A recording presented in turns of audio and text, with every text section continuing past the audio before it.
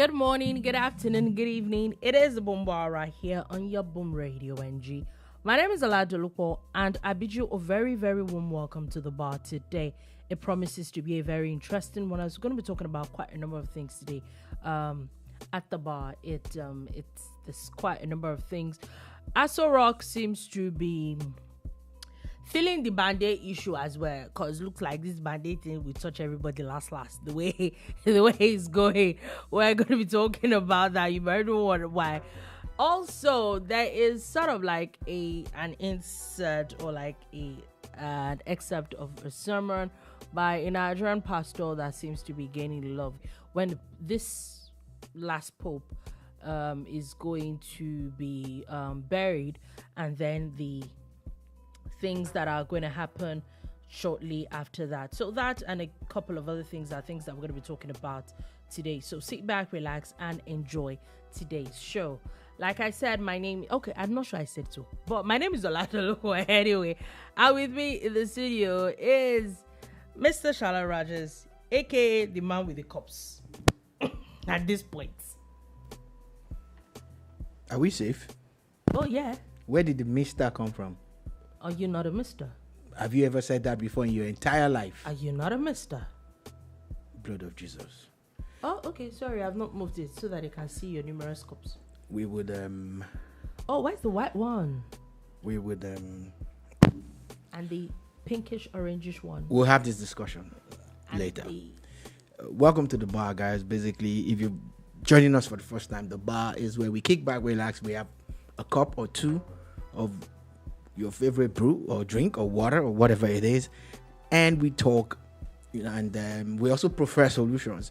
We bring you news in a laid back, relaxed format, and at times not so relaxed as the case may be, depending on how this one feels at times. Please, don't be using me as But me, I'm the cool, calm, collected. Oh yeah, it shows. It really does show. And all of that. It shows. I see. So, like Dolupo said, it's the bar. Let's go. Okay, so we're getting straight. And we're not angry at all of you that had Easter without us. So it's okay. Oh yeah, everybody did have Easter. You're And supposed to have Easter as well. you didn't bring meat for us. It's okay. This is not the big party. They didn't bring not the big Easter one. meat. This is not the big one. This is not the big one. Isn't Easter supposed to be the biggest in Christendom? I don't know, but apparently. But if Christians understood, yeah, they would celebrate actually Easter more should than be Christmas. It should be the whole thing, but apparently it doesn't look like it Village is the people. one that is okay. Your village, okay. Please sort yourself out. Anyway, we're going straight into today's show as we're going to be talking about quite a number of things. First things first, Aso Rock says, and I quote, that they've budgeted 10 billion naira for solar grid. And a lot of people have been going on and saying that, is it Band-Aid matters that is now making even Aso Rock say, you know what? We are going fully solar. We're not doing it again. And I remember last week, I think it was last week, when Lagos State Deputy Governor was complaining. He was complaining that he got, I think, about 21 million naira a month for a bill, meaning that he's not using prepaid, that is postpaid. So that his bill was 21 million naira. Like, what? That before that, I think it was paying about 2 million naira per month. But sir, what are you people powering in your house that you are paid to? But but 2 million naira 1 month and 21 million naira the next month is ridiculous. Let's call it speedy. But looks like as if this Band-Aid matter is touching everybody. Everybody is getting touched at this moment. And even Aso Rock, even Tinubu is saying, you know what? We ain't paying that money no more. Interesting.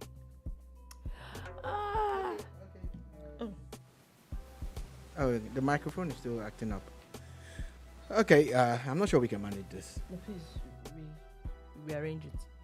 Okay, so it's interesting, The funny thing is that can we say that it's really because of that, or another school of thought, which I actually thought about really, is that as much as everybody and the don't let me say everybody, the presidency is really pushing this agenda of solar and all that.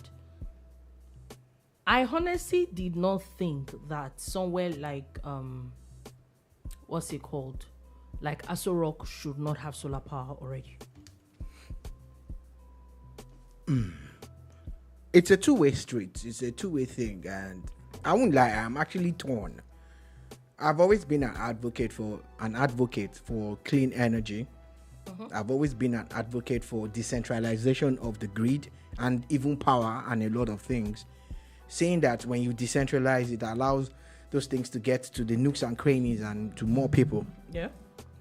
But this comes with some kind of bittersweet connotations, in the sense that is the way someone put it to me this morning. He said, the people we're supposed to give us light don't go buy solar. You know? It's true that, because so if they took a resort to solar, what's left for the rest of us? So according to my friend, he was like, that means a hope no day. So you said make you go buy solar.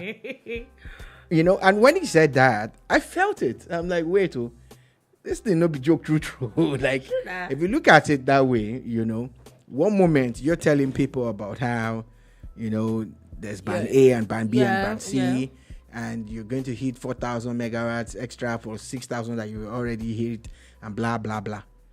But you now turn right around and budget 10 billion naira for your own solar project. And I'm like, even that one shouldn't that be able to power like an entire village? Well, Asho Rock is a village. It's a village. If you look at the amount of real estate that it's sitting on, and the number of people that come through and all of that. So maybe it's even good that there was a time when they were going to cut them off the grid. That they were owing so much money. Yeah. But if you really look at it with what you said now, and you said the amount of estate that is in somewhere like Aso Rock, of course, the president, the vice president, a lot of their aides, do you understand, live on the premises, the president's office, do you understand, the vice president, and all that. If you really look at it, and the amount of power they probably would be consuming on a daily, isn't it more sensible to get them off the grid? They're probably putting a lot of stress on the grid. There was a bill at some point in time that was referred to that was close to 1 billion naira for a particular month, over 900 and something million naira.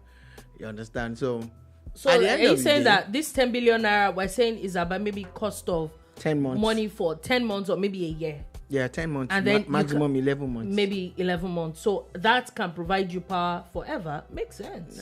We won't say forever, at least for a couple of years. Yeah, at least there's a upgrade. Do you understand? But at least you probably will not need that kind of money. But we're in Nigeria, Shabbat. Yeah. So there have been different reactions. Some people have said it's a white elephant. According to some people on social media, it's a white elephant project. Some have said that it's fraud and it's the bill is exaggerated, and some, like I said earlier, you know, so there's a lot of backlash, more or less, that people are not, a lot of people that I've read their comments are not really, you know, happy with this. Yeah. But if you look at it, no matter what it is, on the long run, it might actually make more sense. What I would have loved with this story is a situation where they're telling us that a Nigerian company that manufactures solar panels, providing, you know, for everybody, has been contracted, and they're going to do this, and you know, everything that they're using is locally made in Nigeria. Makes sense. But hold on, before we go on, just wanted to also put it out there. If you're watching or you're listening, you can actually send us a message on WhatsApp. If you don't want to drop a message on if you don't want to drop a message on YouTube or Facebook where everybody wants to see it, but we could read it out or put our own reactions to it, you can send a message or even call into the studio. It is +234 916163 7661 on WhatsApp, +234 916163 7661. Let's hear your views about this and every other thing that we're going to be talking about at the bar. So please go ahead. Yeah, so that's what it is. And you start to look at it like, oh, it's locally manufactured and everything. And I understand how under Buhari, there's an agency, the REA, Rural Electrification Agency or something, that's been doing a lot of off-grid, power and clean energy deployment. Yeah, especially going to markets. I remember all that. Especially schools. in markets and higher institutions and hospitals. Yeah. Teaching hospitals and all of that. Then they started doing some communities like Makoko, you get, where they prioritize hospitals and even some homes, looking at poverty alleviation, because the cost of power generation is a problem. The cost that people have to bear is crazy. So if people can save money, by getting free solar power panels installed fully, this might just be a good thing. So I am torn. Again, government should also come out with what they've achieved in that regard for the common man in numbers. Like, we've in the past 2 years that we've been in government, this government will be 2 years old next month. Yeah. That in the past 2 years, these are the number of off-grid deployments we've made. We've we put people, X number of houses or homes or hospitals or schools, on the grid, off the national grid on their own clean energy or solar energy. Because again, I just wonder how yes, there's a lot of sun in Nigeria, but how did we even get to the point where other options do not even matter anymore? And anyway, it's still it's still an ongoing conversation. But personally, like you said, it's actually two ways. Is it more of is it the cost? Because we are not still talking about the fact that this cause and they are band A. I'm guessing Aso Rock is on band A. The cost is a lot.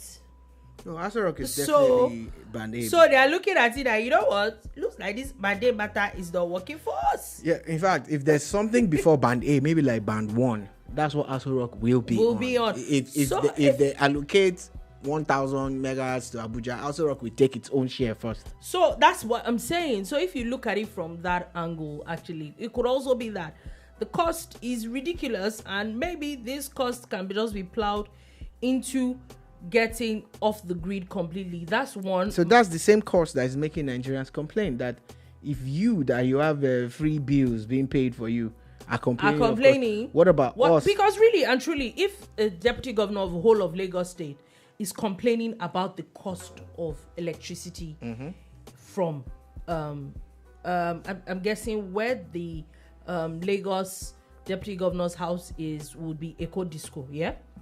So if a whole deputy governor, and like you said, that do not even get to pay these bills by themselves, is complaining about the bill they're getting from Eco Disco, what's the fate of the common man? Everybody's complaining about the band A. So maybe it's time to actually look at it.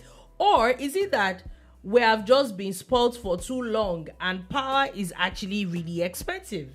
Another thing, yeah, it could be that. Another option, and one day I hope that Nigeria gets to the point where politicians elected or selected or appointed actually pay their bills.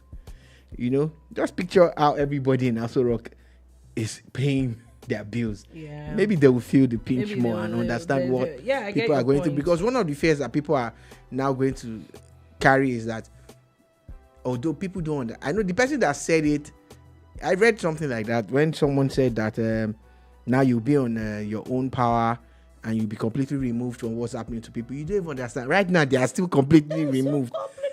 When there's a power cut, they don't know. They don't have power cuts. It's seamless. The funny thing is, even if there is supposed power cuts, there is an almost immediate reactionary. It's seamless. So they won't even know. I'm even saying that. Let's even assume they know. It's maybe like a minute. So are they removed? They're still removed. You don't change nothing. Dolupo. Let's be real. A Tinubu that lives in Bodilon would experience power cuts when as a Tinubu? Do you think so? He won't know. If someone like us don't know when they take light when we're at home because we have inverters, you think a Tinubu would know? Would know. I get your point. Then you're now talking about a Tinubu in Aso Rock. Aso Rock, yeah. They won't know now. So why are you talking like it this? Doesn't change. If they're even anything. burning diesel 24 hours, would you know? You won't know. They won't know now. They don't care. What it's being removed or powered. I don't think that's even a conversation. It doesn't have any effect. I don't even think that's a conversation. The thing is, so the angles is, number one, is it that the power is really that expensive, or the amount of power that they're consuming is a lot, and you're saying that, okay, it's not even about affordability now, it's about that power can go to some other people, so let's take you off the grid completely so that that power can be used for some other people, which I think from that angle makes sense. And I've also seen people talk about, oh, it's 10 billion naira, and that just 10 billion naira for just solar. Like, 10 billion naira is not Nigeria's problem. I don't know, maybe people don't realize it. For 10 billion naira is not Nigeria's problem. For a facility that the bills allegedly are close to 1 billion a month. A month? What 10 billion is 10 billion? 10 billion is not Nigeria's problem. So I think those are the talking points, but we'll follow through. We'll see if there are any more updates on that conversation. However, in case people that are asking, President Tinubu is back in Nigeria. I think he got back last night. He came back from the UK. Apparently, he had left France and gone to the UK, but he is now back in Nigeria. We'll see how many weeks he will stay before he would jet out. Some people said that President Tinubu is visiting Nigeria. At this point. Yeah. This point. Well, we'll see. Hi. I'm still looking for updates on it, but I think that there's supposed to be there is a meeting of the president with the service chiefs that he had very early this morning. That was like the first thing that he did on getting back. It's actually needed when you see the nonsense that is happening a lot these days. And I remember there was I'd read someone's talk about, I think was it in Plateau State, about that a lot of things that was happening, killings, is really about land grabbing. And I saw I think the governor too actually alluded to that fact today, talking about most of the issues they're having. This killings is really about just land grabbing, and those things need to stop. Also, just wanted to talking about all that violence. I know that the governor of Edo State had suspended a monarch, say, because of the killings and the kidnappings happening in that area. Looks like he's sending a message that you do not have a hold of your environment, so you can maybe excuse us. Let's find somebody that not like find somebody, but at least let's do the job, since you're not capable. It's a very good move, actually. I think someone in the Southwest had done that in the past, and there were good results from it. And this is where we also need to realize that beyond the political value of traditional rulers, they also have a security value. Be useful. Knowing that they are the ones closest, where they are supposed to be the ones closest to the people. You can't just be collecting money and so. And the allegations by some of these criminals of how some people who are residents there and some high-ranking residents, maybe even some so-called traditional rulers, are involved. There's a rumor or an allegation of a particular part of Nigeria, somewhere in Edo State, where it is rumored that someone they allowed them to operate after they paid them some money and everything. Wow, it's crazy though. We need to realize that security is top notch. If we're talking people being hungry, we need security for farmers to work. We need security for people to go out. Everything security to work is paramount. It's very, very paramount. So moving on from that quickly, we're going to be talking about quite a number of things. But I remember there was a story that I'm not sure we talked about it at the bar, but it was something that we're supposed to talk about, where marketers, basically petrol marketers, or would I say crude oil, or fossil fuel marketers in Nigeria were complaining after Dangote last week had announced that there was a cut in the gantry price, and we saw a remarkable decrease in at least filling stations like MRS, Enyo, Aiden, AP. You know, a few that had fuel as low as about 890. We saw that over the weekend and all that. We saw that on Sunday, not over the weekend. Don't mind that. Over the weekend now. Sunday, specifically. My God. Anyway, so moving on to, and so marketers were complaining as of Monday that they've lost about 14 billion naira because of Dangote's drop. And if we track back a little bit, we know that NNPC and Dangote had been having issues. Dangote had announced, NNPC under the former G Group CEO, Mele Kyari, had announced that the crude for naira thing, that they were stopping it and all that. Then a few days after, we saw that the man was kicked out. I'm not saying that was why he was kicked out. I'm just saying that he was. And then NNPC came up to, and the federal government had said that it was not a stopgap policy, and it was continuing, and they were going to continue this matter. And then we saw, like a day after, Dangote dropped the price. I'm just trying to give a background of this.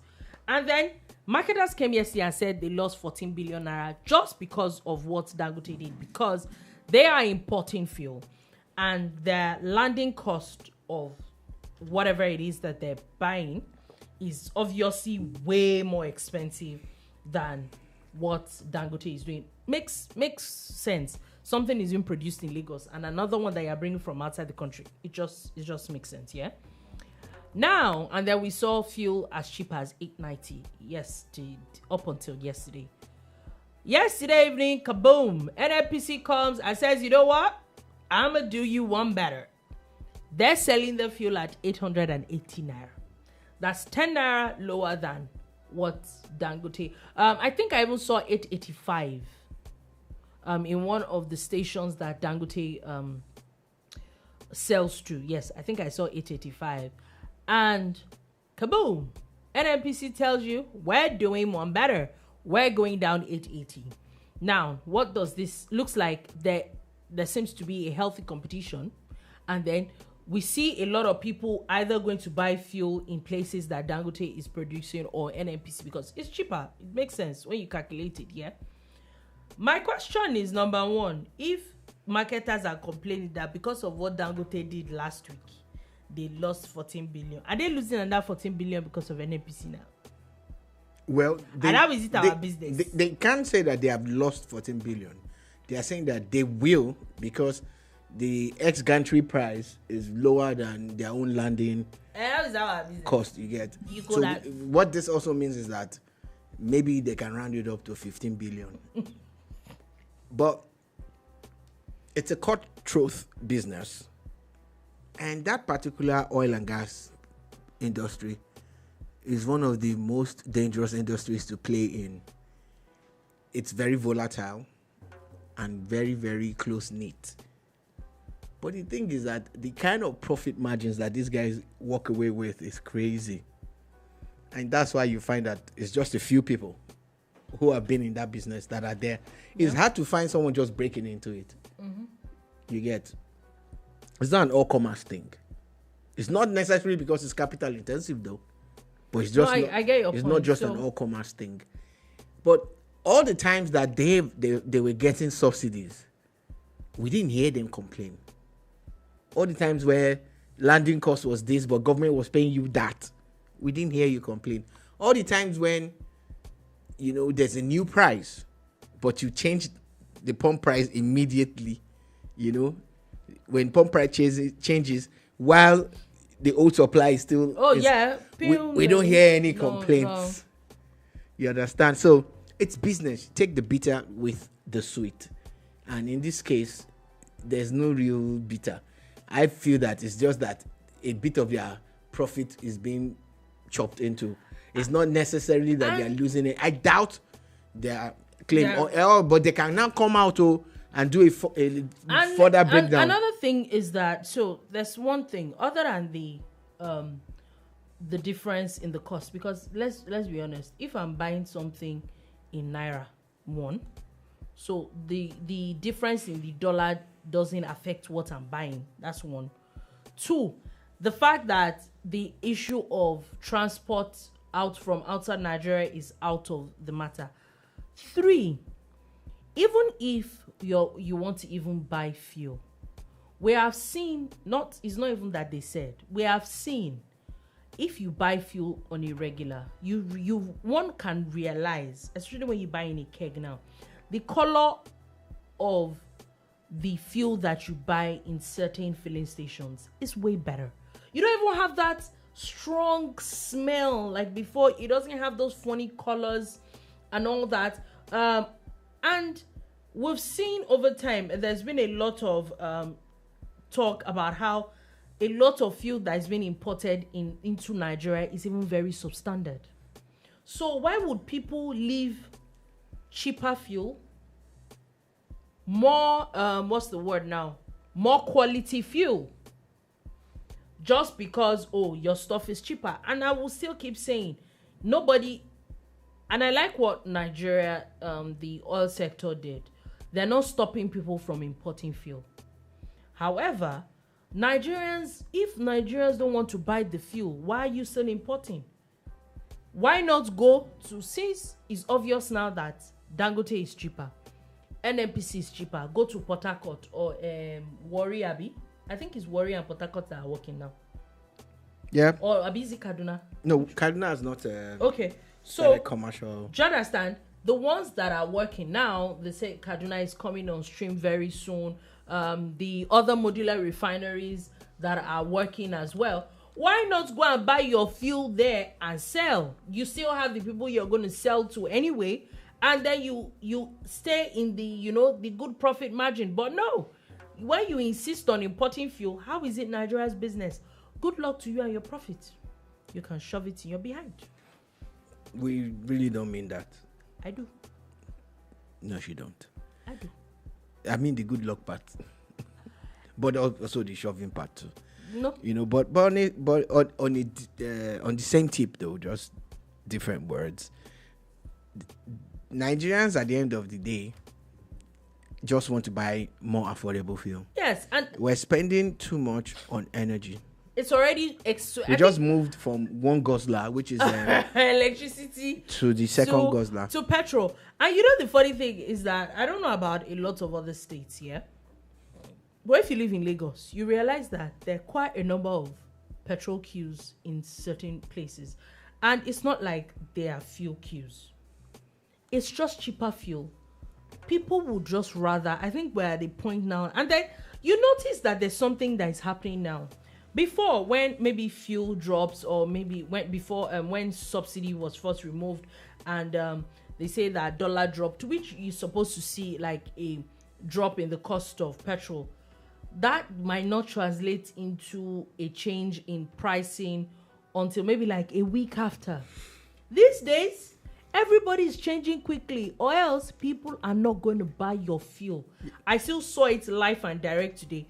2 filling stations less than 30 seconds away from each other. One is selling at 9.20, another is selling at 8.90. I wanted to buy fuel in where they were selling at 8.90, and I'm not exaggerating, there was no queue, but there were at least about 10 vehicles in that filling station. Yeah, so there's fuel, everybody's buying fuel. It's not like anybody is stressed.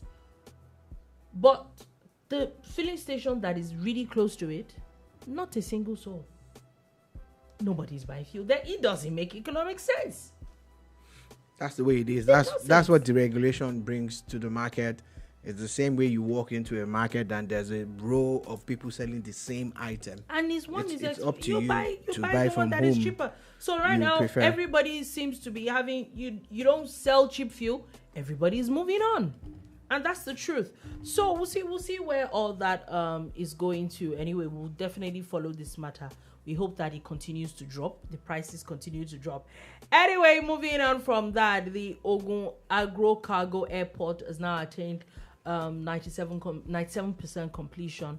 So it's supposed to be open anytime from now. Just wanted to run through a bit of gist coming from states. The Agro Airport was an airport that people said was a white elephant project. They called it a pipe dream. 97% complete. It has one of the biggest runways in Nigeria, by the way. And being in Ikperu, it's close to the farms and the agro business. So if they actually use it for that purpose and for commercial flights, it's going to be massive. Shout out to Ikperu people, because at least finally maybe something would finally open up that place a lot. Anyway, moving on from that as well, Ekiti is also said to they're looking at upgrading their tourism destinations to world-class standards. And like I said, it's something I personally believe Nigeria is so blessed when it comes to tourism. There is no state, not one state, I stand to be corrected, but I don't think there's any one state in Nigeria that should not be making billions of tourism. There's so many, let's even, I think that when it even comes to things like tourism, I think that Lagos is even at a disadvantage. There's so many natural occurring things. There's so many things in a lot of other states that people can explore, states can explore. But apparently, but it's looking like as if they're finally, a lot of states are finally opening up to those things. However, there's something SR had said earlier about security. Tourism can only thrive. A lot of people can only come to places where it's secure. Yeah, talking about that, one of the things that I wanted to chip in is how I think it was this week that Ekiti State started its aerial mapping the entire state and all of that. All of this will help with, interconnectivity, road network planning, and all of that. It's going to be a massive thing. They started that already. And I read a story online yesterday.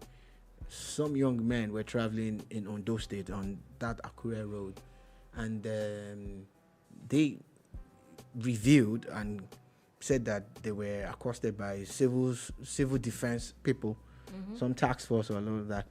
Long story short, those guys allegedly extorted 5.2 million naira from them, and there's a receipt that they posted online. Oh yeah, that's good. I think the police needs to look into it. They made them pay 200k to one lawyer and lawyers' fees and all of that, and 5 million. I hope that and by today the money has been refunded. Good.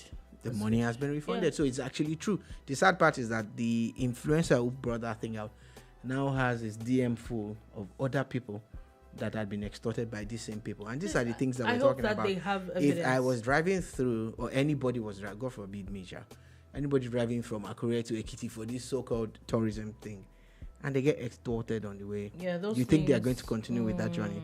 So beyond bringing security, what about the people who are also giving you and us a bad name with their unprofessionalism? It's crazy though, but we'll see. We'll definitely would. I hope that a lot of these states continue and they say what they do what they say they're going to do.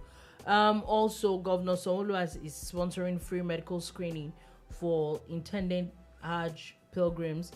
Basically, and I think this makes sense. Before people travel, let's know your health conditions. Basically, it makes sense. That's a massive one too.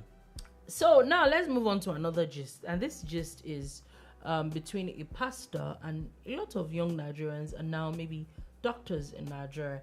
And this is Pastor Poju is I think is the lead pastor of Covenant Nation, and a part of his sermon was talking about how Nigerian youth, the way people talk down on their country, and that he thinks that it's just self-hate, that he was in the US, and he's basically, the video was him comparing Nigerian educational system to what happens abroad, and how it's really cheap. So you always have to find the good in everything. Basically, that's what the man was just explaining. Now, a lot of people have had a few things to say about it. Then the Nigerian Association of Resident Doctors decided to reply him, saying that what the pastor was saying was wrong, and that according to some journals, for you to be out of a university in Nigeria, you need about between $20,000 to $50,000 before you can graduate successfully in Nigeria. However, abroad, it takes you about, they mentioned about $275,000 as tuition. And I think a few people did a few calculations. In fact, some people have started posting their school fees. And let me say to this, why I have a few issues with, you know what? Let me hold that thought for a bit. I think I should start from you first. Anyways, the Resident Doctors Association on social media, their handle, their official handle, came for the pastor, and they tried to make some points and everything, and people were hailing that handle, so it was violence and all of that, and they love it and all of that. And other people came and said, look, you're just talking, you're lying. And this is it. If you say that you need at least $21,000, going by the current value of the dollar in Nigeria, that's plus or minus 32 million naira for a 6-7 year program. Yeah. You get, if you do a breakdown of all the schools in Nigeria, and when we talk schools now, we're talking federal and state universities, because what Pastor Poju was referring to is more or less government subsidizing your lifestyle, subsidizing your education. It was talking about tuition, not everything. Because I actually went to read the journal. Even the entire journal that they were referencing was about everything. Your books, your this, your that. However, in contrast to what they are talked about in the US, that is $275,000 is tuition. Yeah, so even that, even the so-called tuition and beyond, how much do you pay for accommodation?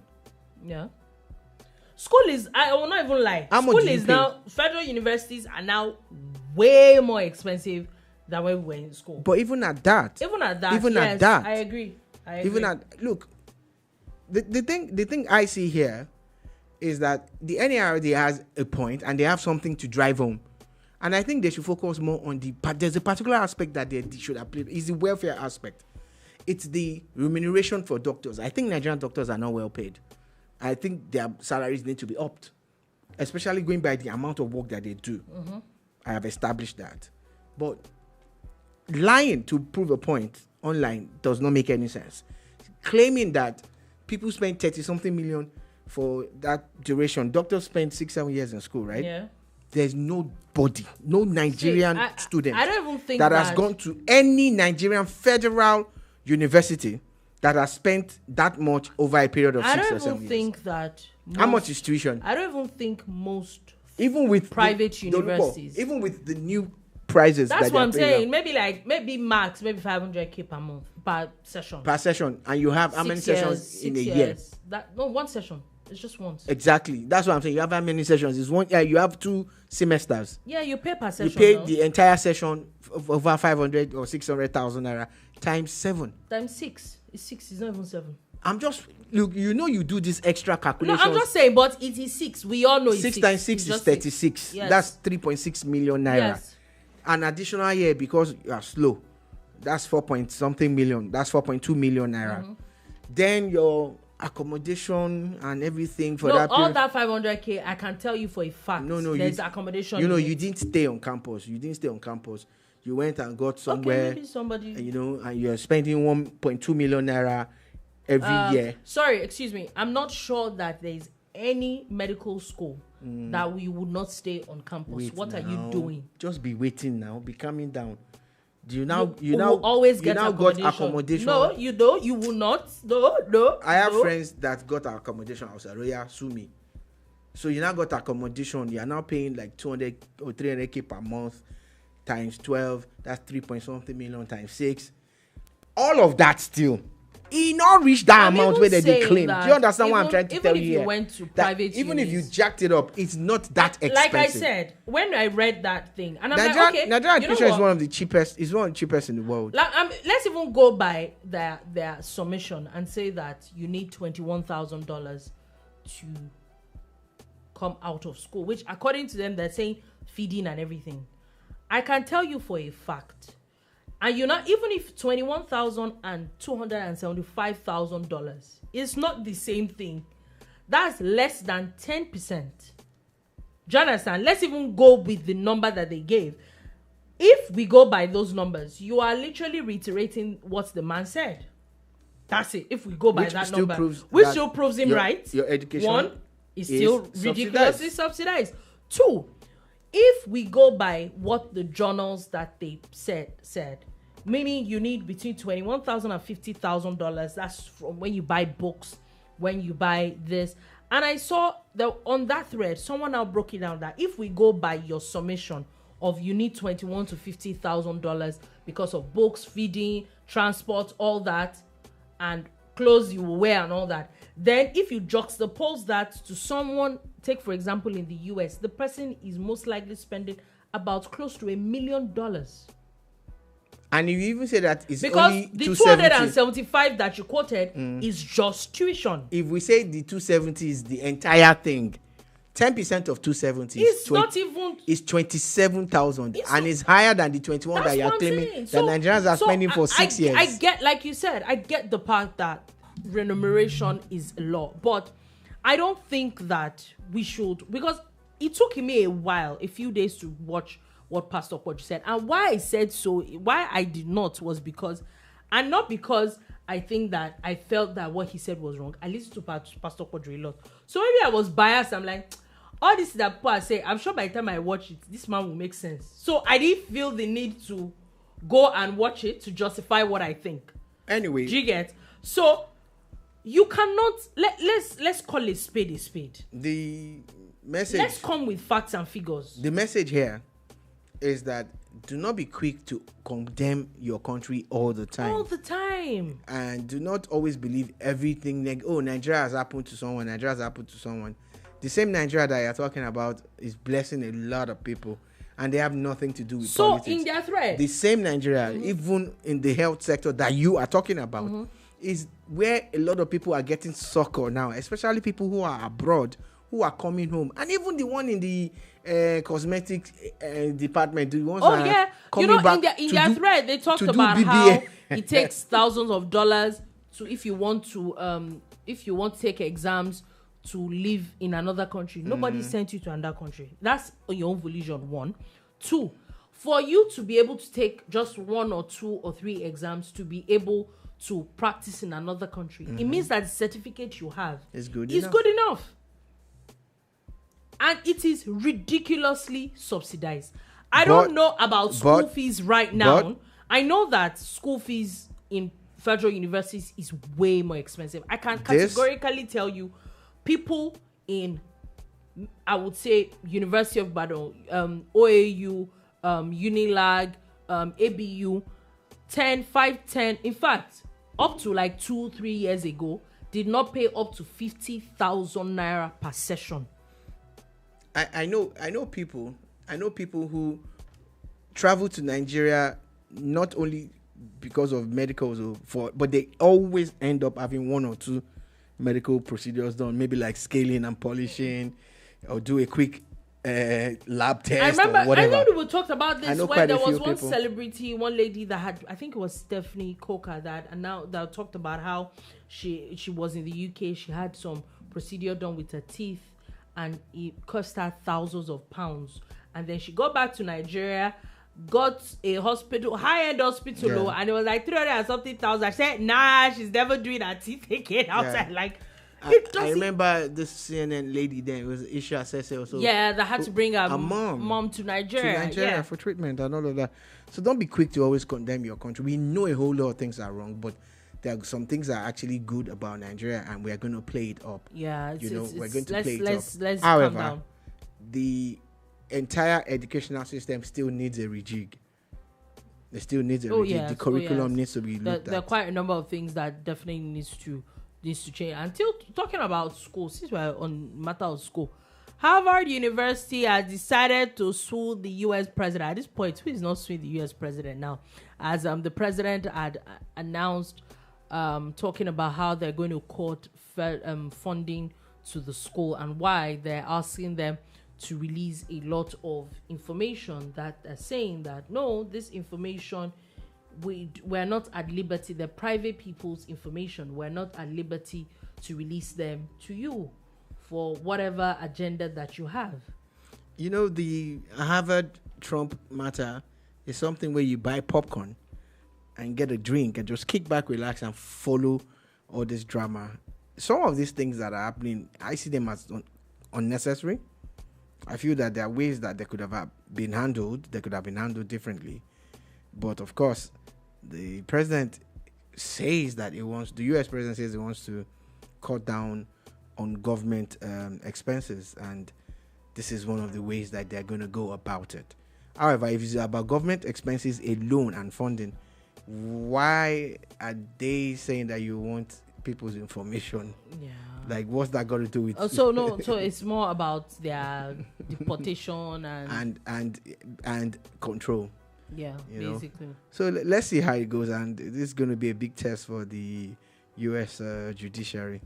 Anyway, still talking about the U.S. judiciary, the Supreme Court is looking like so there's a case in court now, and then the conversation is that they are looking at how to people that took this case to court. They're basically saying that they want parents to be able to opt out of some lessons, specifically LGBTQ plus school lessons in school.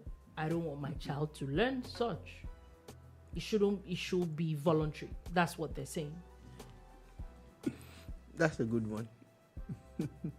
That's a good one. That's what you're saying. That's all I'm saying. Okay. That's a good one.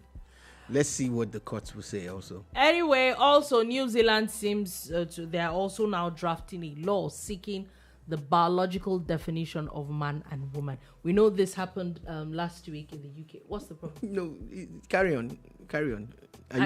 I know this happened in the UK last week and all that, and it looks like it's spreading like wildfire. It's funny. This thing is as clear as night and day. So I always wonder how you create a problem, then you struggle to find a solution. It is as clear as night and day. Man know himself, woman know herself now. Some people don't too. It's as clear as night and day. Some need some explanation. It's as clear as night and day. Some people need to be told. But of course, the instant you have this kind of bold stand that we have, they have names. And the funny thing is, I don't know why people are worried when they call you those names. I'm like, it's your opinion. It's not a fact. But what I am stating is a fact. Anyway, but now the courts are weighing. Yeah, the courts are weighing. It looks like it's a lot of. But wait, do I need court to tell me my gender? No. Do I need court to define? No, the court needs to define for some people. Like I said, some people. I'm just saying. You know. Some people don't. Do you know your gender? Very well now. So you are a man? You are a man? Let me figure that out. Why are you a man? Myself. Let me figure that out. Why are you a man? Some people need, because some people think that they are cats too. I remember. So put it their cats. I remember that. Is it a Ugandan TV guy? Why? Yeah, I think. You know that man. I think I saw like an interview. Was it last week? Someone saw him. I think on the streets of US or something. It was in the US, and he was saying that it's his opinion. Why? They've even made a song about it. There's this Keefness guy in South Africa that takes viral things and makes songs out of it. And that is like, it's his opinion. It's a question. Answer the question. Why are you? Anyway, moving on from that quickly. Before we go, there are quite a number of things that we need to talk about. Looks like this matter with Mr. Wike and Mr. Falana is not going anywhere anytime soon. His aide has now called out this lawyer, saying that the lawyer desperately wanted to be Attorney General of the Federation, and that he's just pained he never got it. But when I saw it, you know why I kind of laughed? Or maybe I don't know. So let me just... Would he have thought that he would be mentioned as... Anyway, we saw President Tinubu's appointments. There are some people that were his... would I say... There were people that didn't like him that he appointed. So that could actually be... That makes sense, actually. Femi Falana versus Wike is box office material. We're going to be on this side with our popcorn. Oh, yeah. And our drink as they go. Really should get popcorn. Yeah, we should. Popcorn, you know. You know, the funny thing is, there was supposed to be a Falana versus Very Dark Black Man case. No, the case had been thrown out. Oh, really? Yes. It has? Oh, yeah, the court threw it out a few days Very ago. Dark Black Man is a senior advocate of Nigeria. Please, I don't know. Leave me alone. Anyway, we're talking about a few things also. MC Oluomo has told you people that you should go and compete with his children. That's not what he said. I don't know why people will change it like that. He said that he has used money and he made money. He talked about how he grew through the ranks and he became national president of the road transport workers, and they used his money judiciously. He has sent his children to abroad. That he has American citizens as children, he has UK citizens as children, and his children, if they say he can't speak English, they should go and compete with his children. So they should compete with his children to see if they can speak as much as his children. Now, that he should go and compete with his children. So he didn't say it like that. You people are taking us, but conduce to him for speaking his mind. But I have a question though. I just have one question. When I thought that when people started talking about this Kudus thing, I thought maybe it was the name Kudus. That was so because, sir, I just want to ask, where have you? It was just yesterday or 2 days ago that I found out that what he was trying to say was kudos. Nah. And I'm like, where in the world have you ever heard someone call kudos Kundus? Kundus to you too now. MC Najoko. You see, he came out guns blazing too, trying to defend himself. But someone made a gaffe like this a few years ago, and he made it into a song. Shino Peters. When he won an award in Nigeria here, and he said on the stage, I wish King Sunny Ade as soon as recover. And look, trust me, it was from the hall there that people said, as soon as recover, yay. And he made a song, Grammar, no be success, grammar, no be money, grammatical. Oh, that was that song. Grammatical error, soon as recover. He had a song about it. And the man most likely made money. He not made most money likely, from it again. So made money. At times, if I was his PR person, we fit do PR for you. I just tell him to do that kundus more. Say, yeah, I want to kundus to you, kundus. And everybody. And then the funny thing is that if you're not careful, it even becomes like a slang or something. People are using it, even official Twitter handles. See, it's not that deep, MC. It's not that deep. It's not that deep. There's no need to be. It's not taken so seriously. Anyway, now the Pope passed on yesterday, and we saw that it's basically the whole world is putting out the tributes and about the man, and it's official. The man is going to be buried on Saturday. The Vatican had announced it. They also announced that the man died of a stroke. The man had a stroke and passed on. Sad to the it's really the Catholic family. And now another conversation is who becomes the new Pope. Yeah, there's been a whole lot of talk about it. I hate to bust the bubbles of my Nigerian brothers and sisters, but there's no Nigerian that is in line now. Black people don't become Pope. It is in top running for it. One of the names that people keep bandying about is Cardinal Arinze, and they have an age limit for this appointment. Cardinal Arinze is well over 80, and he was in contention a couple of windows ago, so he's not in contention. Yes, he might be the oldest cardinal, but it's not by age. It's not it's not the Ibadan monarchical system where it's not by age. It's probably also not by the color of your skin, Sha. Well, I didn't say that. I'm just saying. But one of the top contenders is actually a Ghanaian. You know, he's under the age of 80. Yeah, and I he's the think top even cardinal. there's also someone from Congo as well. Yeah, there are about 235 cardinals, and of the 235, I think 130 of them are eligible.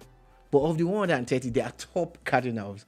You know, there are 2 Italians in contention, and there's someone from South America also. I think. Yeah, and I think there's someone from Asia now, and like you see all these. These are not people that you see. And there's an American also in contention. 2 of them actually. Yeah. So when you look at it, because they're always mostly Europeans and all that. So it's but you know the current guy is from Argentina.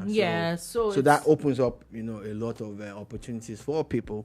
So yeah, it will be a subject of discourse, but you all need to chill on all the WhatsApp and Twitter battles and choosing. You don't even know who's going to make it to the conclave. You don't know. Yeah, and so all maybe that, you need to chill. Let's be calming down and let them even bury the current pope. The man first. You push you. And the funny thing, the pope that abdicated is still alive.